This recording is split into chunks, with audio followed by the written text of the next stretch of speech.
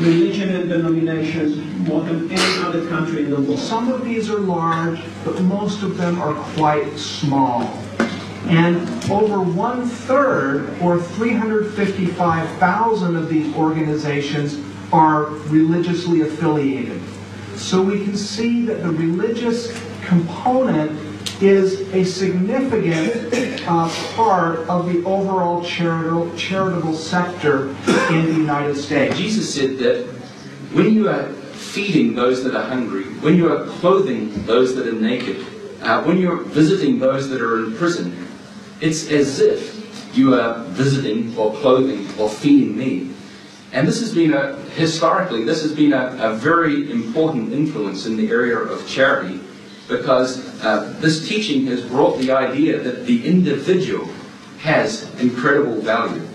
All individuals have great value and are worthy of our concern and our care. In the same way as people try in the physical world, like you and me now, to maintain good relations with one another, with relatives, with neighbors, with friends, for their own benefit, individuals and communities also invest in their relations with the invisible world, with spiritual beings, with a view to enhancing the quality of their lives. After Christian entered China, a lot of Christian background charitable foundations emerged in the Xinjiang State and Republic China. 在这样的一个社会环境和条件下呢，天主教的慈善活动呢，就由起初的这种比较个别的零散的、即时的这种捐助活动呢，转向主要由教区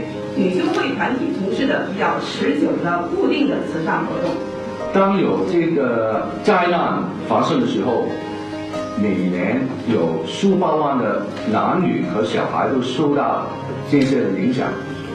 LDS 教会其收集有捐赠而来的食物、衣物、医疗补给品以及其他的援助的物品，准备好在紧急的通缉的状况下运送出去。The first point to take up in this respect is that the charitable institutions run by religious communities do their social work in great autonomy in Germany. In some fields they integrate into the larger public structures, such as in the field of healthcare, where they are part of the general system of healthcare. In other fields, they operate in great autonomy. In Northern Ireland, the Catholic priest served as an unofficial interlocutor between the IRA and the Irish and British governments, and is credited with helping bring about the IRA ceasefire that paved the way for the 1998 Good Friday Agreement.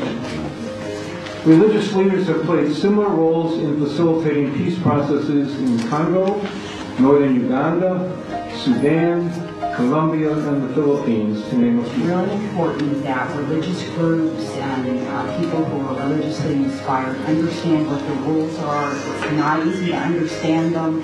As much time has to be spent educating the general public as is spent educating regulators on how to carry out the laws. People need to work together.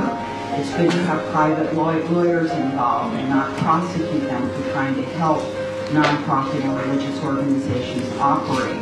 We actually can help.